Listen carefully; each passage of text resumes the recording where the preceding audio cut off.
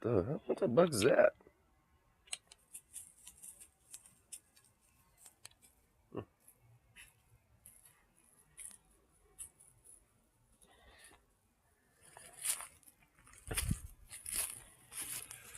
Doggo.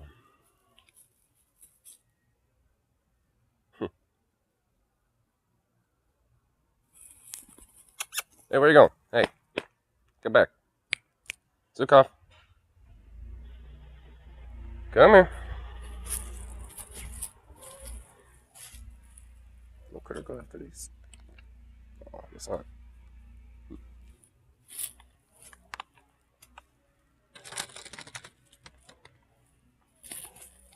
Oh, actually, there are some. It's just a different type of bug. It's just some bug doing instead.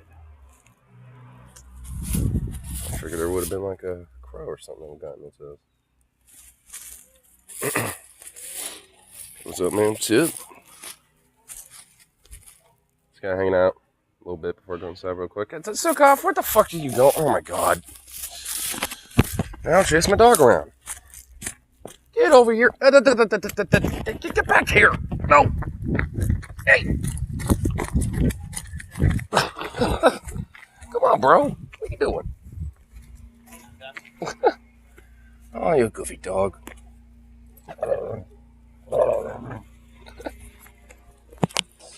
You goofy thing. Come on. Come here.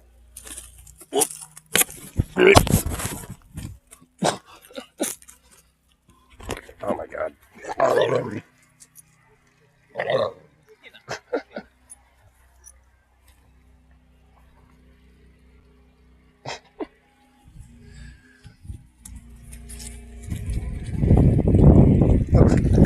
What are you doing, Six? What? Exploring? Come on, bud. Come here.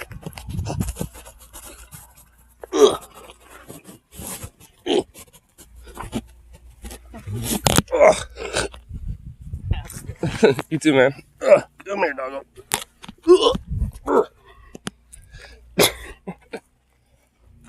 Oof, you're a pill. Good lord. Good lord, bro. Is the dog still a goofball? Oh, of course he is. Look at him. Of course he is. Throwing up, checking out the neighbor's doggo and being like, what's up? Alright, come on. This way.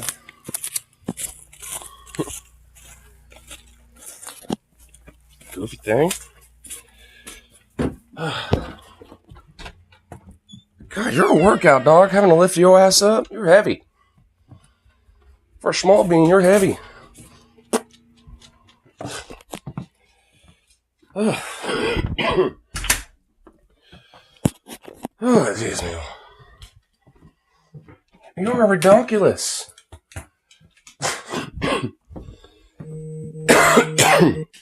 Yes, of course. I fucking saw his old ass like look right next to the yard and be like, I think there would be a human or a doggo that I could explore, check out. Well, I'm gonna run off now, bye. Of course, it's the first thing he does.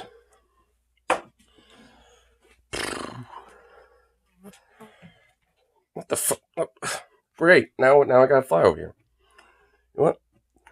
Wanna play like that, bitch? Well, I guess that's also playing like that. Really? Fuck did I even go?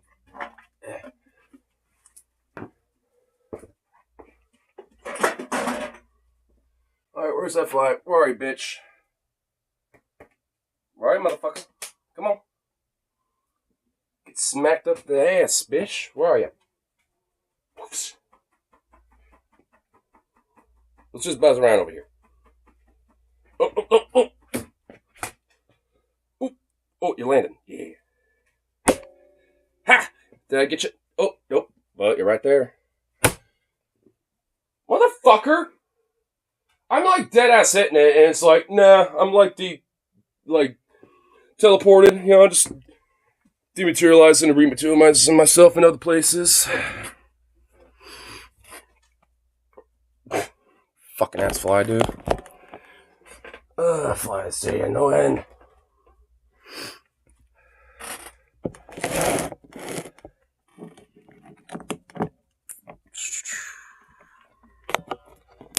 Alright. Cool.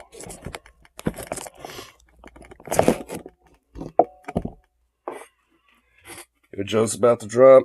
I've been seeing a little off and on details about that, and yeah, finally, fucking good. It's about time Democrats actually grow some fucking balls. But I guess we have to vote blue no matter who, though. With Biden, we gotta stay the course, though. This is just gonna cause too much problems, and we can't let Trump win now.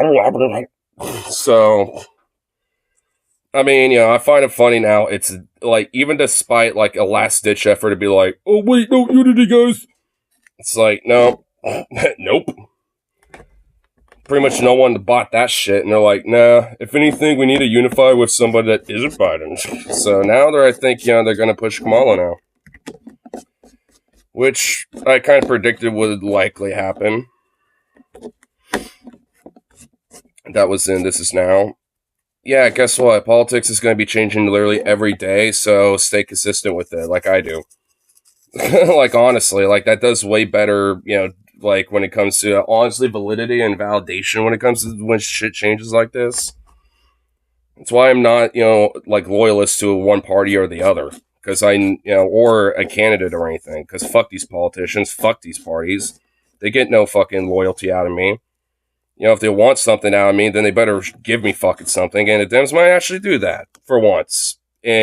Probably in my lifetime, at least. Which, that ain't saying something because the bar's so fucking low. Because even then, they're not representing me or, putting forth anything that actually gives a shit. Like, think Kamala's gonna give a fuck about this country? No. But she at least got a brain. She can only be burdened by what has been. Or whatever the fuck she said. One of the list to me is Bernie, and that was burned years ago. Yeah, well, that's why I don't stick my loyalty or, like, any sort of, like, I just don't put my skin in the game when it comes to politicians. At least in a sense of, stick it to them. Or being like, oh, yeah, I like this guy. I'm their fan. It's like, no. I don't do that shit. I don't keep myself attached to these people. Stupid cheap-ass Chinese fucking lighters. Or is this a Vietnam lighter? Which one is it? Oh, nope, China lighter. Yep. Ain't no Vietnamese Bic lighter. Where they actually know how to make these fucking things.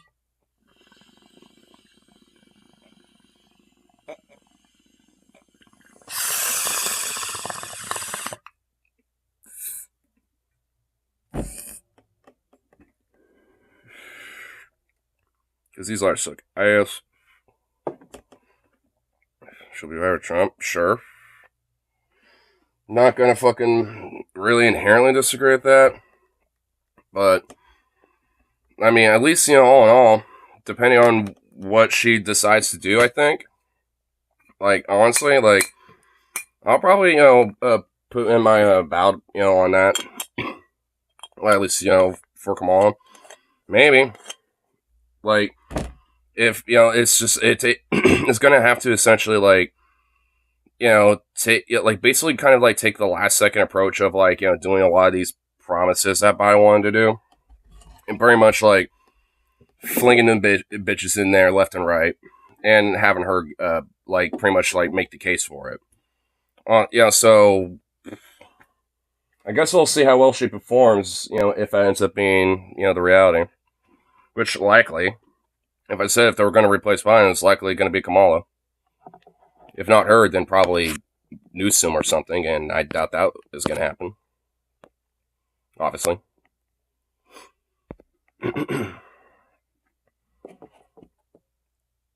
I bought her Indica without knowing to put her to sleep. She's been asleep 18 hours now. Also being forced to vote blue. Well, I mean, I get it. But it's just like, for me, I've been burned way too many fucking times. So it's just like, at this rate, I'm just kind of on the, we'll see what they decide to do kind of train. It's not like I won't ever vote for them, because I have, voted for Democrats, but it's like, shit. Give me something to vote for. Shit, actually, Mike uploaded a video 15 minutes ago. Shit. Oh, fuck. Mike even put in another breaking, in the comment sections. Multiple sources online outlined the apparent state of play on Biden at this time. Play announced withdrawal from nominations early as this weekend, with Sunday most likely. Joe Meacham polishing up remarks. Biden will not resign the presidency. He will not endorse Harris. Open convention affairs and about 3 others. Those will not be allowed to vote on the first ballot. Harris is vetting at least 4 possible running mates, including Andy Beshear and possibly Shapiro.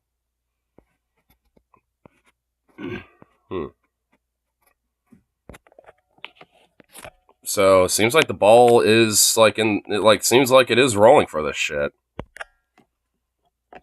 Thinks Bernie's too radical. Oh my fucking god. If he... Bernie's too radical? Oh my god. Dude, that's just kind of sad. Like, he thinks Bernie's radical? Come on, dude. Really? Well, don't be gaslighted by him. Like, I mean, it's like, if he's going to, basically think Bernie's too radical, then evidently he's got, some kind of goofy ideas about politics and shit.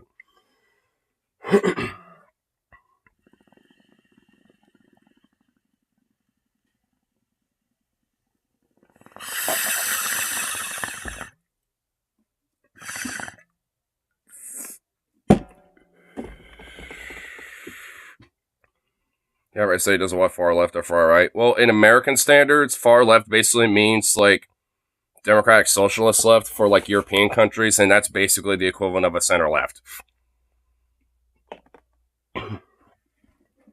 Which at that point, basically, it our left here in this country isn't really that radical at all, if you really consider it by that standard.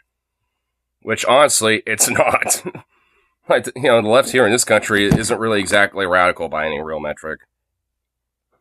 I think it just cares about tribe politics. Yeah, evidently. Gotta have it, be sports. I'm gonna grab some drink. I'll be right back. Yeah, like that at least popped up.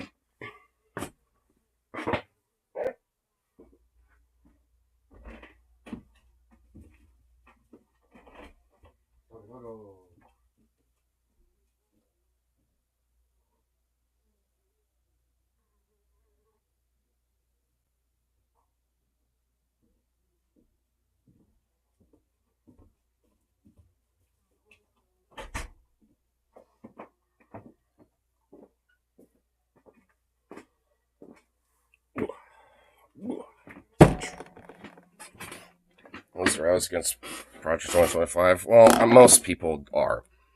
I mean, even a majority of normies and even some conservative types aren't really in favor of that, at least from what I can tell.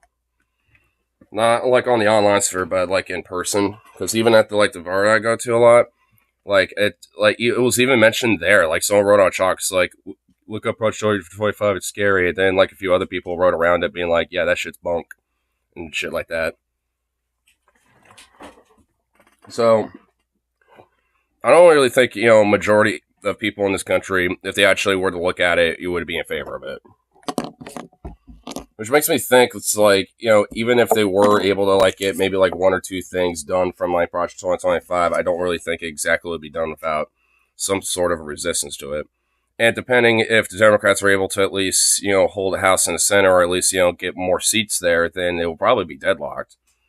Which, that would be, I guess, a good thing, technically. Nothing would really change outside of just a Trump administration, probably. But if that would be the case, then at least be deadlocked. Foreign population. Well, you got. I mean, it takes actually inform people properly and stuff too. I mean, just going full on fearmonger doesn't usually always work out for people. Because then kind of implies a sense of radicalism from one side or the other when doing that. Which, as you can tell, a lot of people tend to be pretty adamant about being, kind of against radicalism and shit. Even though, like I said, most of that is basically not radical at all. It's essentially just, really just kind of like normal left politics, you know, in most international standards.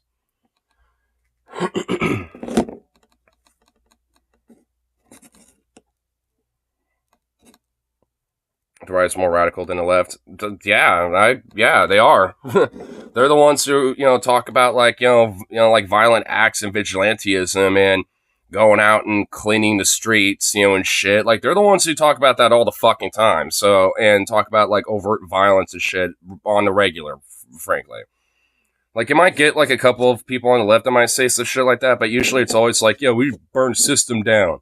You know, and it's like tear the system down apart and blah, blah, blah. Like, it's usually that. It's not like directly being like, let's go kill people. You know, it's like, you know, there's a difference even with that. Like, even with the more militant side of the left, which is pretty extremely tiny and very niche, like, even there, it's not really specifically directed at people unless it's like throwing a milkshake or something at, you know, some dipshit, you know? It's like, I mean, fuck. Like, the left is nowhere near as radical as the right is. So this false equivalence of like the radical left and the far right radicals or whatever, it's just like, it's bullshit. Because the left just isn't radical, bro. Like, I mean, at least, like I said, by any international standard, talk to anyone from like France or some shit, like, and they'll think our left are a bunch of libs. Like, they're rad libs, you know, to people like in France or something who are actual leftists. And, you know, if you actually were to talk to them, they'll think we're bitch made. They'll probably look at someone like me and be like, at least you are, you know, a leftist like me, you know, or something. But it's like, but most of you folks are a bunch of liberal pussies. Like, they would, you know, because even like, you know, France, if it's like this smallest little thing they don't like, you know, the left, libs, and progressives, like all, you know, and pretty much like all sorts of walks of life, you know, even apolitically, would go out there and fucking riot, you know, so it's like, they don't give a fuck. And it's not just France either, but a lot of these other countries. Maybe not as radical as France, but then again, France just kind of has a unique history with, like, the people rising up and shit. They gotta have a unique history about that.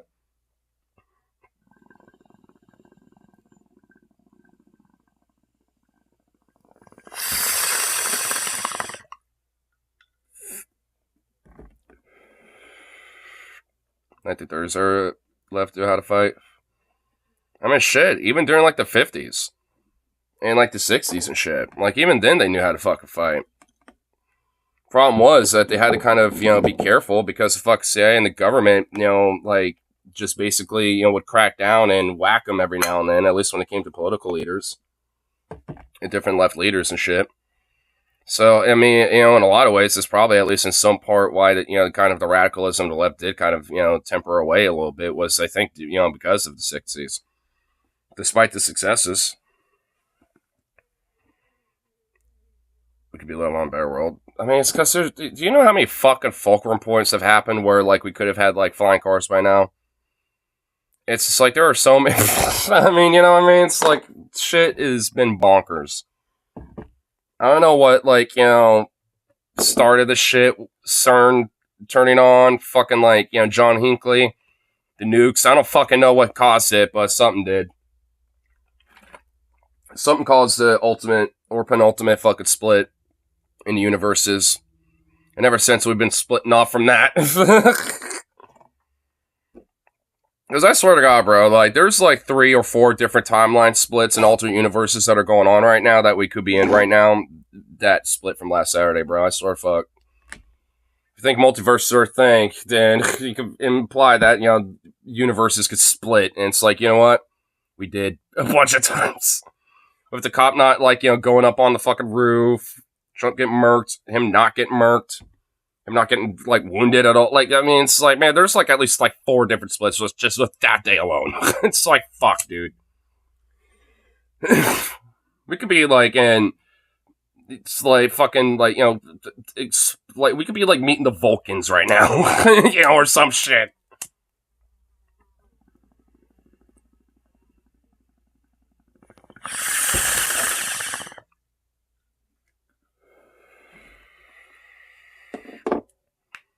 Tenacious D is based, by the way. Oh, you heard about that? The Rip City kind of told me about that. Initially, I thought they broke up, but, you know, because of, like, some joke that Kyle Gass, you know, said. But, like, look up what Kyle said. I already know about this. Rip City told me about it. And, like, I initially thought they broke up, but it was literally just because a bunch of venues freaked out and got spooked and canceled. And then, like, probably the record label or, like, their management, that they're under, like, couldn't really, like, fill in the gap enough, especially so quickly in last second, so they just canceled the entire tour. So it's like, they're still together, which, thank fuck, I was worried I would never see them live ever, but it's like, okay, I could still possibly see them live, but they're probably going to have to lay low for a while, until this blows over. Which sucks, because it's like, bruh, like, I want to see them live on a tour at some point, damn it. I knew that was going to happen, but did I get the fly? Yeah, I see that fucker right down there. That's right, bitch. Fuck you. Murk that hoe. That little fly was on a lid and just went... The lid went flying. It bounced, actually. It bounced and launched. I don't even know. I don't even know how it, like, launched the way it did, but, I don't even care. It got the fly. That's all that matters. Hot take, Kyle said nothing wrong. I'm sure Kyle's take isn't that bad either, because he's probably against the whole idea of canceling them and shit. They're allowed to say that. It's not like, they're doing anything directly as a threat or whatever. Like, I mean, I'm assuming I can understand where Kyle's take is on it. I mean, honestly, it's just like, yeah, I don't care, in a way. Like, they didn't do anything wrong as far as I give a shit. Like, the only thing, that I would probably say, is like if I was Jab Black or Kyle Gass, I'd be like, okay, maybe don't make that joke, publicly like that. But the thing is, like, even the crowd in the venue, when you see the video, even a bunch of people in the crowd were laughing and hollering and cheering, at that. So it's like, no one really got butthurt over it, outside of maybe conservatives and civility libs, and then a bunch of, like, people, that own these venues that canceled on them. So, I don't know. It's just like, for me, it's like, I mean, no one really gives a shit.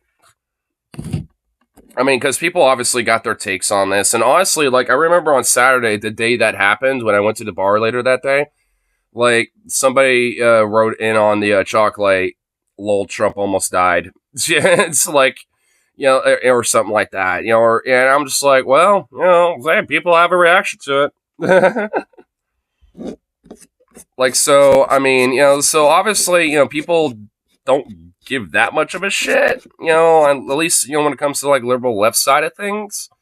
But, like, apolitically and, like, conservatives, though, they're, and, like, civility libs especially, they're all like, we can't be mean anymore. This violence and naughty, horrible, mean behavior must stop. We can't be, like, radicalizing people and using such horrible verbiage. Because look what it does. Really? Another one? Okay, it ain't the same one, so you're a different motherfucker. Come on, bitch. Give me some space so I can kill your ass. Come on. Oh, now you knew. You know now.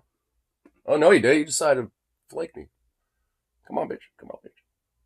Quit. Man, I'm moving around too fast.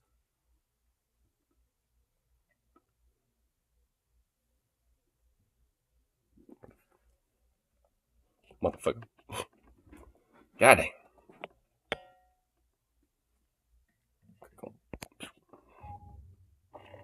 Let's watch this video already. Hey everyone, so I wanted to make a video updating you on the situation regarding Joe Biden and whether or not he's going to drop out. First and foremost, we don't know for sure what's going to happen, but things are changing pretty quickly, and odds are by the time you see this video, things will have changed substantially again. So here's where we're at right now. There is a report from Axios saying that Democrats are anticipating Biden will drop out of the race this weekend.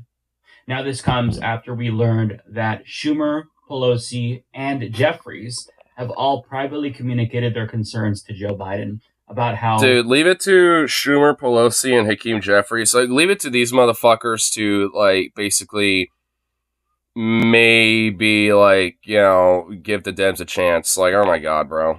Not only do they think he can't win, but he's bringing down ballot Democrats with him.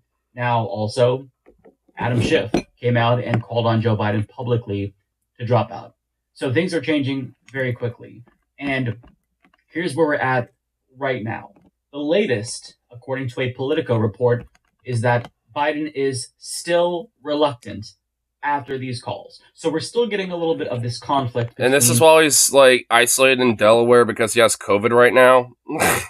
And he's still being like, no, Jake. Right, not going to, I'm not, well, anyway. People saying that they're confident that he's going to drop out, including some of his campaign staffers anonymously telling reporters that he's inching closer to that decision. But yet, if you hear from Biden, buzz my ear. Closest allies like Chris Coons, for example, they're still saying, no, it's not going to happen. Now, having said that, though, Chris Coons did say that this is a conversation that Biden needs to have with his family, and he kind of opened the door to maybe Biden possibly moving towards that decision. But he still said, you know... I mean, I don't exactly completely trust that his family would do it, because isn't, like, Joe Biden pretty adamant about, like, no, you're going to stay in there? You know, it's like... I mean, she doesn't really seem pretty adamant about him dropping out, you know, really, at least from what I could tell from her, so... And these conversations are had.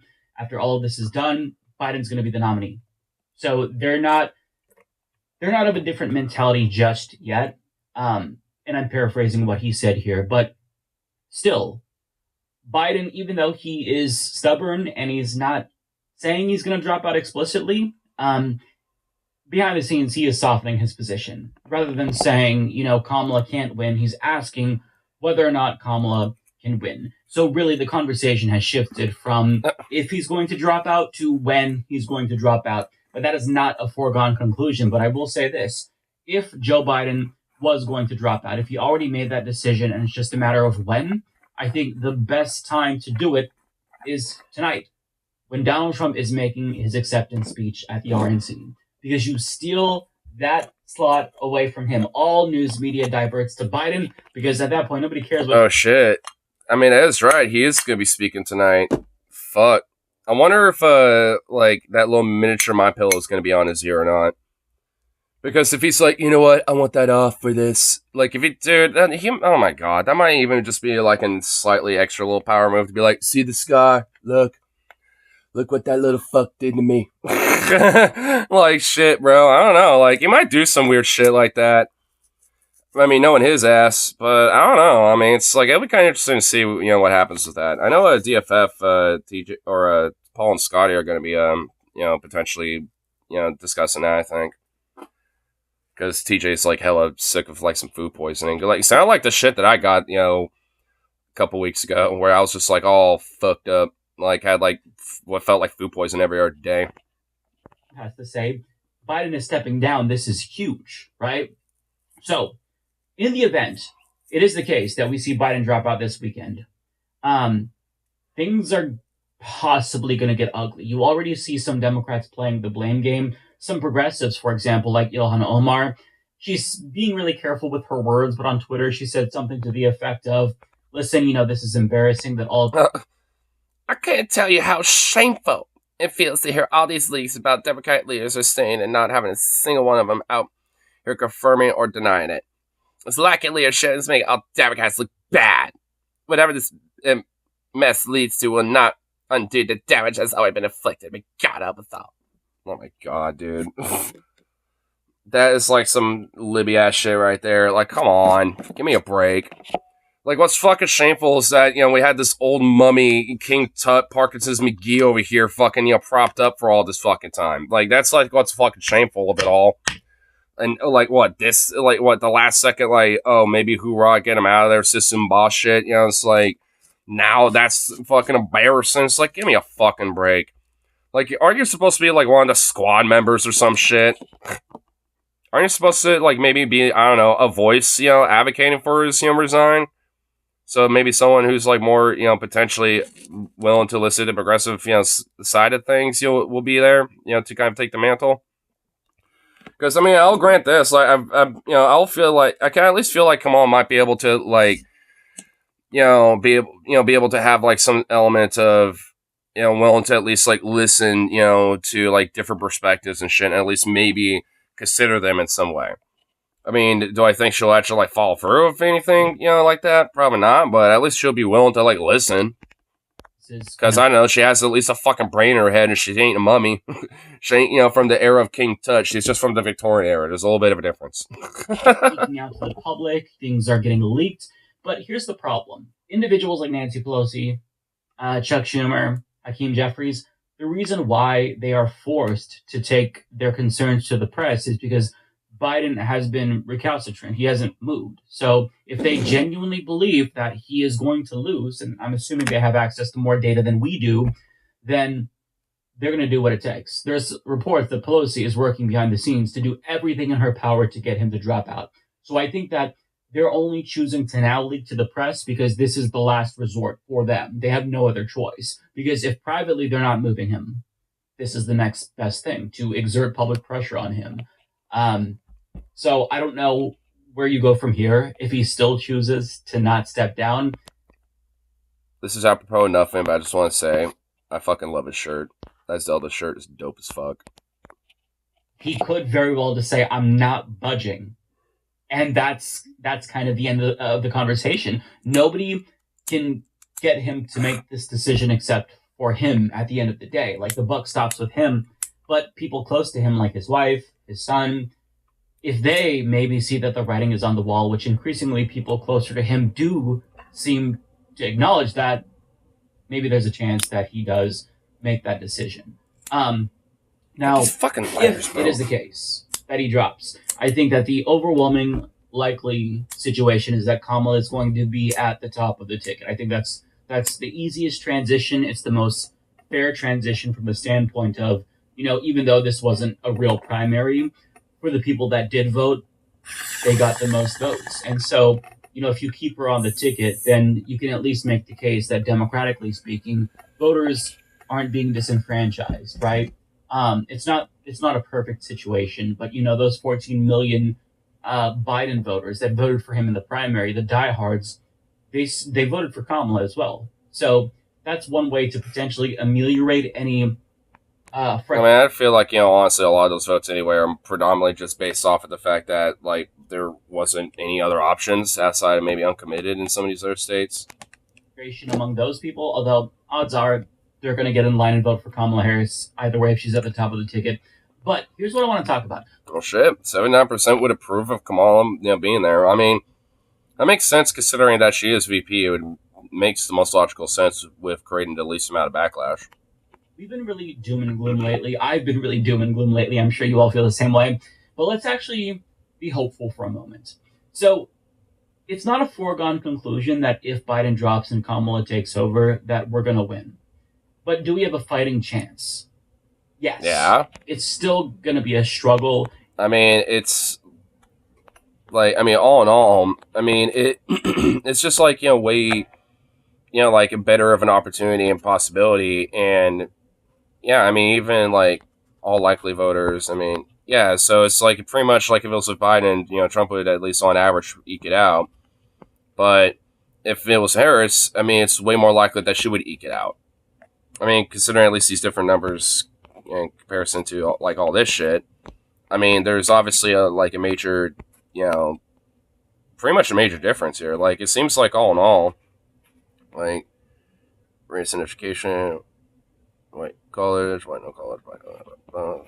It feels like there's a few things missing here, like whether party affiliation has something to do with it or not. But I think this is just kind of a general. But yeah, all in all, there's at least far more likely of a chance because whatever numbers that Biden does have, they're either like less than what Kamala has, or the numbers that Trump has are either way more in comparison to what Kamala would be facing up with.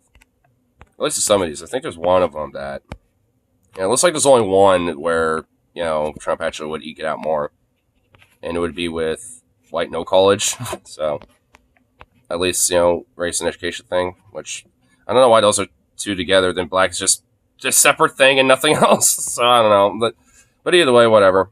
Find it interesting though. Still going to be a tough campaign, but Kamala fares better overall against Trump than Biden does. So, with that being said, let's talk VP picks. Who would or should Kamala pick? Now, listen, I think that Democrats are very risk averse. The fact that they're even considering replacing Biden at this late time, it's very uncharacteristic for them, you know? So you always kind of expect them to do the most boring thing. So if I had to guess what Kamala would do, also being in that risk averse mentality, I think she's going to pick an old white guy.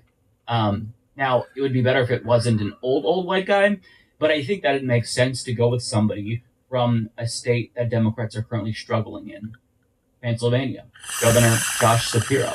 Now, the downside is that he's more center right, but the upside is that he can bring potentially Pennsylvania back into play seriously for Democrats, right? Because right now it's really a toss up and it's leaning towards all. Yeah, I mean, I know Ripsey like mentioned that if Kamala were to be the nominee, then maybe like someone like Katie Porter should be her VP.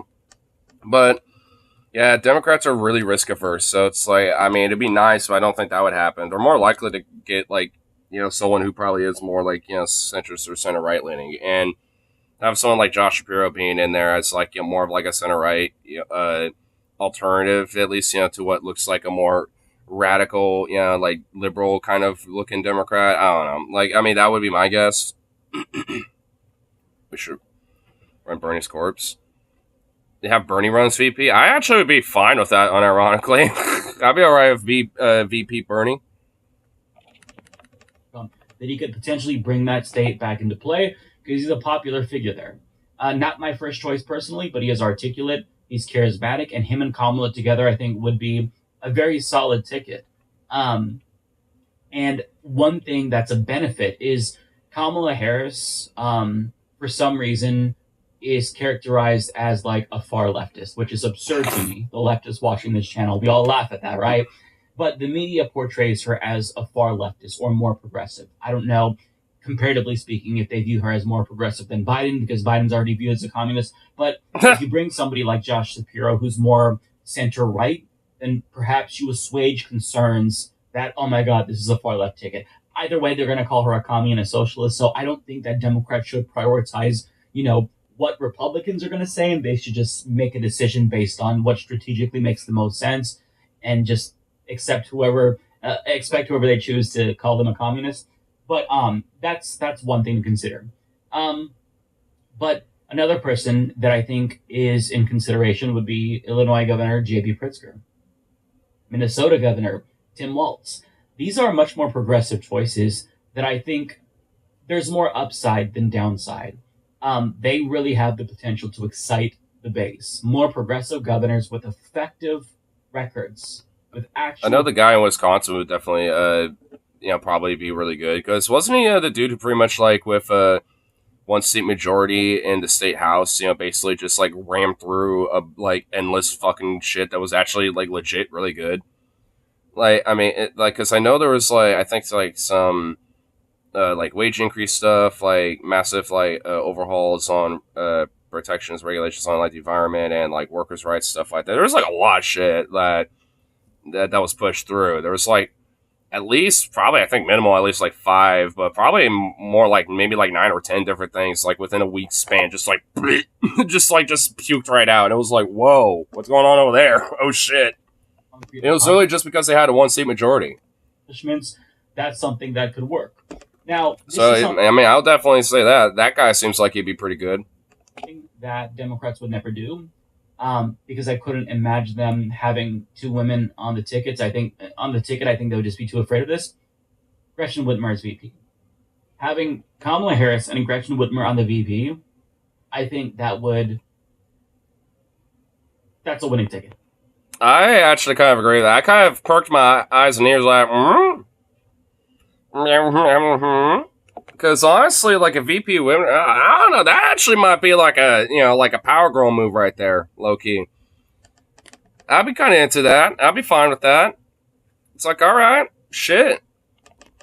Like again, I'm not gonna say winning with 100% certainty, but that's a winning ticket. Okay, that is a powerful message that you're sending to America. Crown Cabal of America. Well, since we're already probably going to have a monarchy anyway, I might as well just go all the way with it. At a time when women's reproductive rights have been taken away, you have 2 women on this ticket running against this rapist. That's big. That's powerful. Also, she's well liked. I have my criticisms of Gretchen Whitmer, but I'm just talking about, electoral strategy here. I'm not going to get my dream candidate here. I'm not going to get a socialist. So I'm talking about who can beat Donald Trump. That's what we're really focusing on.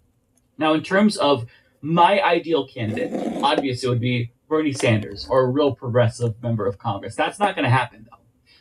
But I think the most progressive and realistic option that is actually on the table, Julian Castro.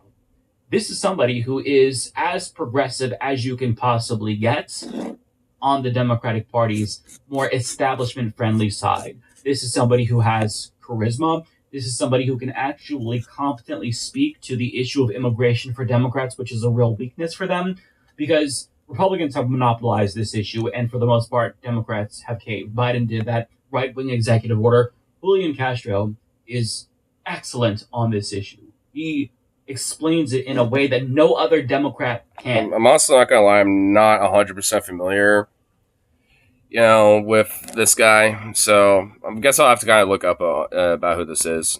So he's talented. He's also very progressive. He supported Medicare for all, I believe, when he ran for... The attempt on my life has left me scarred and deformed.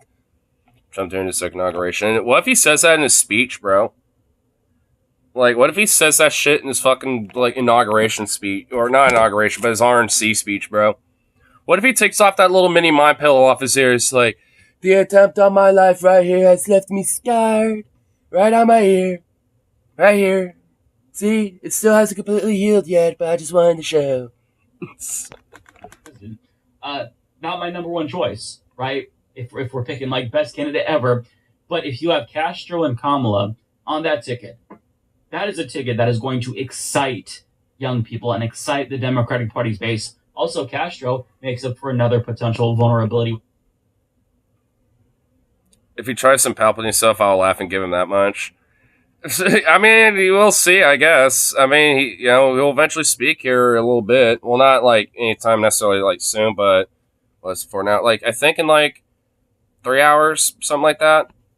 Kamala Harris. He's been very outspoken against the genocide in Gaza. Now, Kamala, I think that there is some stink there that Biden is going to get on her that she has to try to wash off. Bringing somebody on who is not pro-genocide, that would really help her, I think. And she also has the opportunity to make her case to the uncommitteds and say, listen, the Biden, administration is not the Harris administration. And she's already given us some indications that she is more inclined to be receptive to the concerns of the base. She did an interview with Joan Walsh. See, this is what you get when you actually have a brain. When you have a competent brain, because you actually kind of, consider oh, fuck, yeah, maybe people are pissed off. And you're not like, no, I know that. So, hey. See? At least that, that's how low our bar is, but goddamn, it shows that that's something at least. Fuck. I'll grant that. I've said this already multiple times, but it was so shocking to hear because, the bar is so low. But the way that she talked about Palestinians, she expressed more empathy in just a couple of paragraphs than Biden has expressed in the last 10 months, right? And in his interview with, I can't remember, maybe it was Complex, right? With the guy he gave COVID to, which that's unfortunate for that guy. He said that he did more for Palestinians than any other president or some dumb Trumpian bullshit. Insulting. So this is something that they have to really focus on. They've got to turn it around. But listen, either way, it's a risk, right? Replacing Biden. But at least I think there's odds with the bet when it comes to that high risk bet. So I don't know. I'm willing to put my chips down on that bet. Risk. I won't pretend like that's not a risk. But I think that sticking with Biden is the greater risk here. We don't know what's going to happen. None of us can predict the future. What we can do is we can be as objective as possible and look at the numbers. We can see that Joe Biden, currently speaking, cannot win this election. He cannot win this election. There's too many vulnerabilities, and Americans just don't think that he's capable of serving another 4 years, which is what he is effectively asking them to do. And it's something that I've been like mentioning and talking about for quite a while. And like, oh man, and actually it's like kind of nice that at least like the Democrat establishment, so to speak, is actually kind of finally kind of figuring that out a little bit.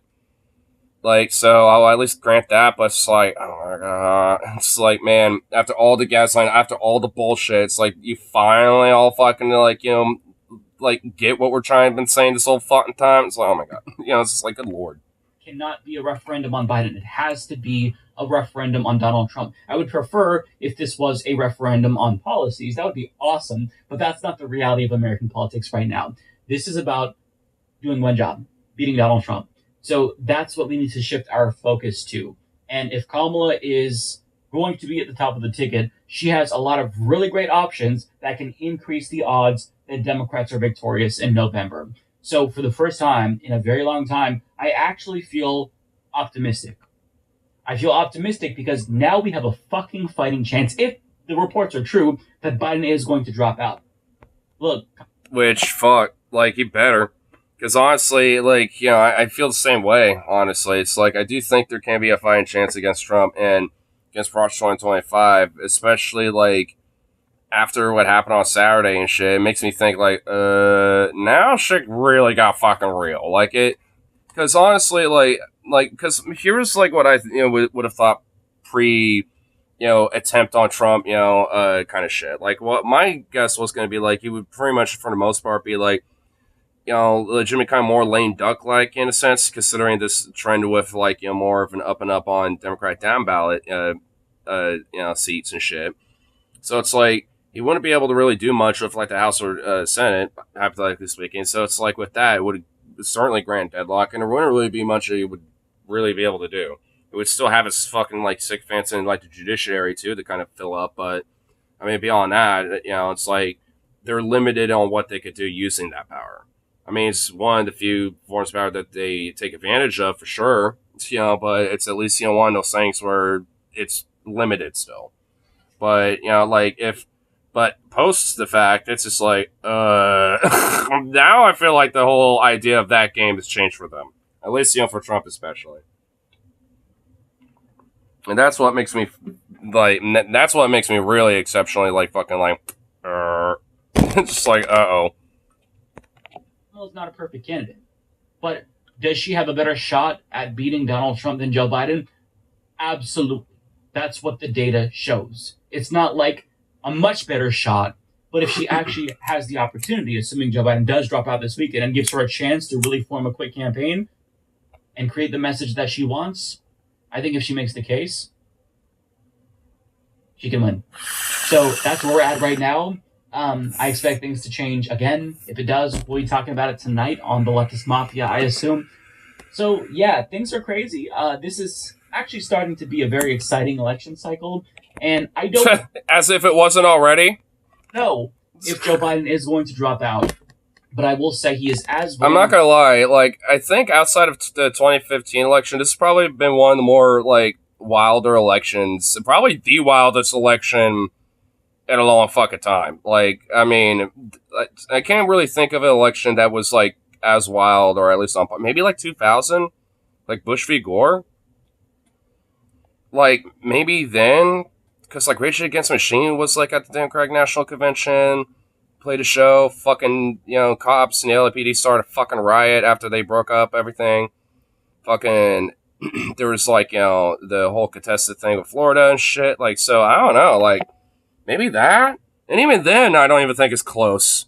It's like, fuck. I'm trying to... I don't really think in modern American history we haven't had, like, a wilder election like this. So...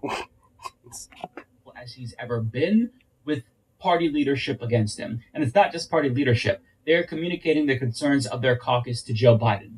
That is something that he has to consider. And if he chooses to defy them and just run despite what they say and what their concerns are, that is catastrophic. He will go down in history as one of the most selfish presidents in American history. He will go down as and that's fucking saying something. Ruth Bader Ginsburg, who could have retired for the good of the country, but ended up fucking all of us over. I mean, if Ruth Bader Ginsburg would have retired, Roe v. Wade would be on the books right now. So I don't want to, like 10 years down the road, say, man, if Biden would have stepped down, we would still have X, Y, and Z. We don't know what's going to happen, but we're at a turning point, and there's a very clear sign that sticking with Biden, it's not going to work. Every data point tells us that, right? So I hope that whoever is close to him can get through to him. I hope that if he makes this decision, he does it quickly, ideally during Trump's speech at the RNC convention, because that would be... I mean, that would be nice, but I don't know if that's going to happen. Unless, like, you know... I mean, unless something happens in the next couple hours about that, I suppose. Because, I mean, who knows? I mean, if that does happen, that would, like, be, like, a woolly fucking what? Because it would just straight up, like, kind of steal the attention from Trump's, like, speech, for sure. Amazing. Nobody would care about that. But we'll just have to wait and see. Odds are, again, as I said, things are going to continue to change, so I'll keep you all updated. Well, I kind of hope that, you know, like, what is being said is true, and he actually gets, you know, kind of, you know, shuffled off. Oh, you fucker. Oh, you want to land on the ball? Oh, you want to do that? Yeah, come now, come back, motherfucker. Come back, come on. Get over here, bitch. It's ready for you, come on. Oh, you're right there now? Oh, that's right, motherfucker. Ooh. That was like a guillotine kind of style of fucking execution right there. You even have to do it that hard. Nice. Motherfucker, that's right. Get fucked on. Ugh. Ugh. What the ugh? Nasty asshole fucks. Ugh.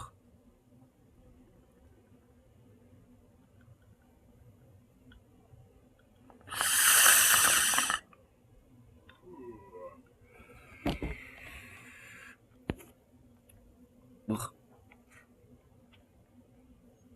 This time get good at knocking them out. Oh, there's one on the ceiling. Oh, there's like some spooters chilling. Wait, what the fuck, dude? There's a few of them literally directly chilling on the fucking light, like the bulb itself. And there's like little spooters around it. Yo, spooters, you got like a buffet on the light itself. I'm surprised that those flies aren't like burnt to shit, all things considered.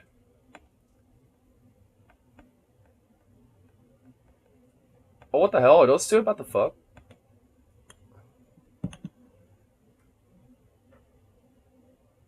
I swear to God, if that's what's about to happen. So I go to concert next month. Nice.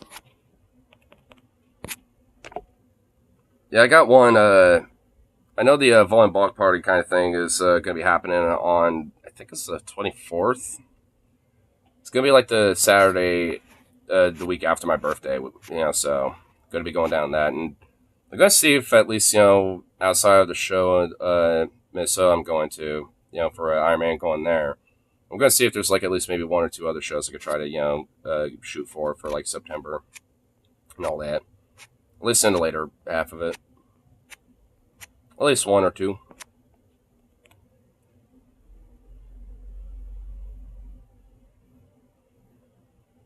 How are those flies not singeing themselves on that light? So I'm coming here for mine. Well, yeah, I mean, that's going to be more in November, so, I mean, most of that's just basically saving money and mostly just figuring out where to go. You have to, like, you know, fly directly and get picked up from, essentially. But I gotta, you know, figure out, you know, dealing with my Minnesota plan and at least, you know, getting a lot of my, you know, debt paid off to my friend, you know, before I do that.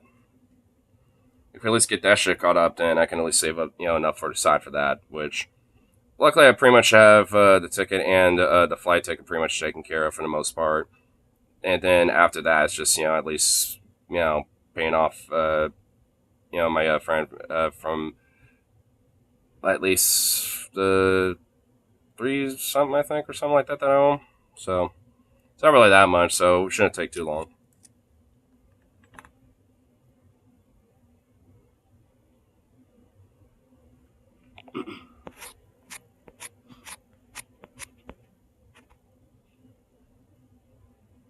I got the dog was just taking a fat nap. Better not be taking a fat nap for long. It's gonna take this little punk to the river. Gonna get this little guy swimming a little bit. Then later tonight, I'm gonna give him a nice fat little bath. Get him all nice cleaned up. She wants to do dabs.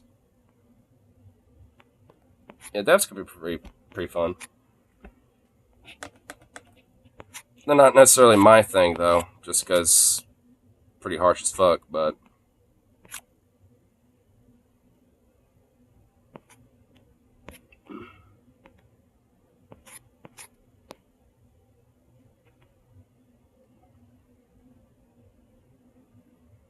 alright, where are you? Where are you flying around? Are these just little fuckers just manifesting out of nowhere? Where'd you go, bitch?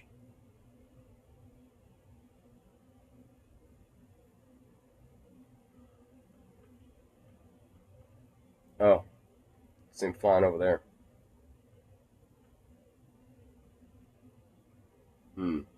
Probably reach him. If fucker gets close enough.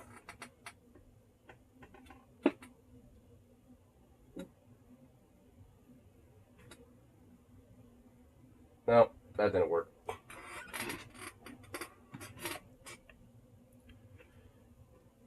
Scared of the torch, to be honest. Fire makes me cringe. I mean, it's basically literally just taking like something like this and just like doing this and just holding it there until it's hot enough, and then you just take your dab and whoop. Plus any crackers here to do that. Yeah, it does kind of feel like kind of crackheadish, to like have a whole like dab rig and all this other shit. It kind of does feel like that a little bit.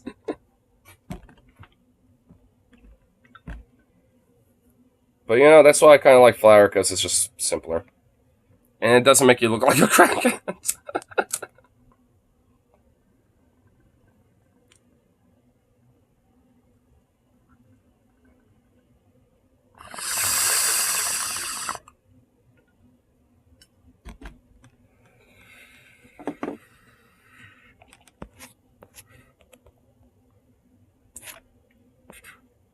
Man, also, like, one thing I've been noticing, too, with YouTube, outside if it's, like, hyper, ridiculous, overt, like, sensitive, censorship galore glee, is that, like, pretty much every stream since, like, Saturday has been, like, age restricted.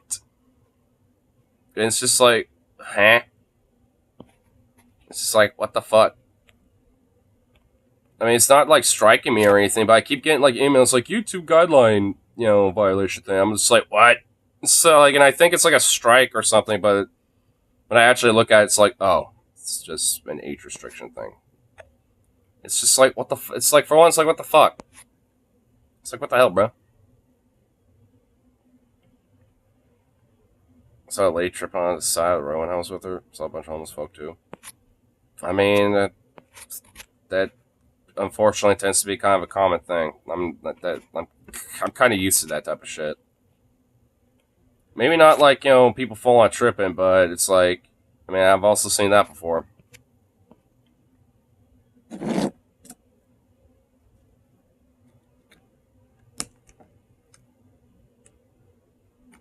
Mostly a lot of homeless folks I see, at least around my area, tend to just like, want to go to the store, grab like a couple things, or like go to the ball drop, because we have like a little ball drop station that's like not that far away.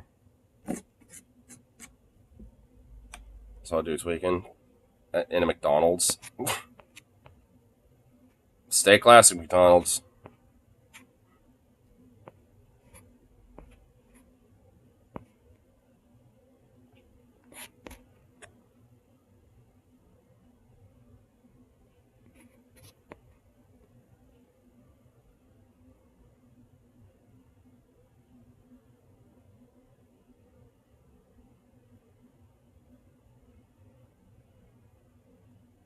Goofy ass dog. I'm gonna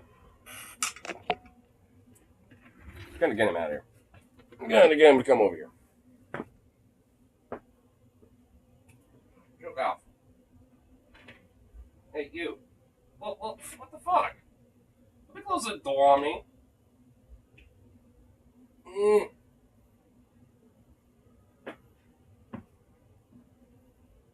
Bruh. Seriously?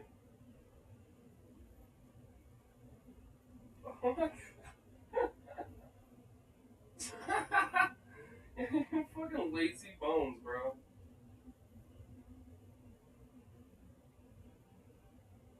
You lazy little thing. Oh my god.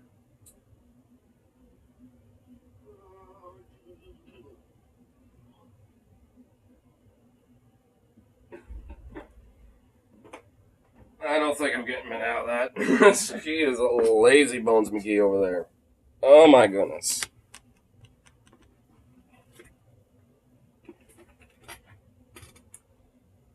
Fucking lazy bones, dude. My goodness. Lazy bones. Crave the crackhead energy. It's probably not exactly an energy I would be, I'd crave. It's probably not good. It's probably not a good thing, okay, because crack's bad. I just want to tell you, crack's bad, okay, crack's bad.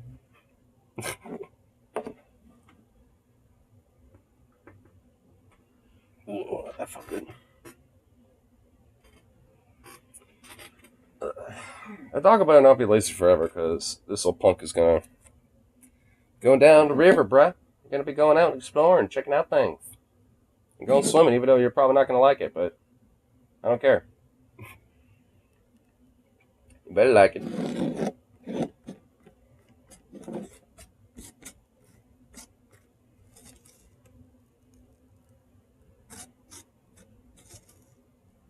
Goof.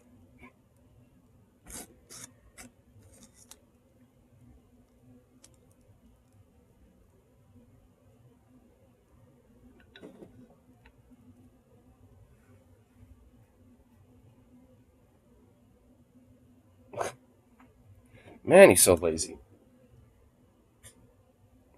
Just like a cat. Just a goofball. Goofy little cat. Man, I hate these hexagonal fucking shitty lighters, bro. Because it actually hurts to try to fucking flick the damn thing. It's like, what? You just like, is this a way to try to repel people from using damn lighters? People use lighters for more than smoking, you know? It's like, Jesus.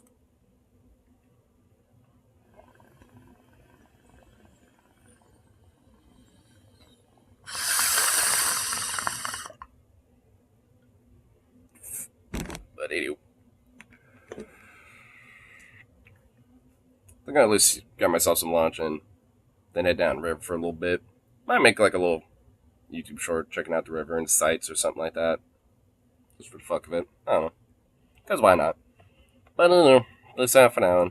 I'll be back a little later tonight after the river vibe.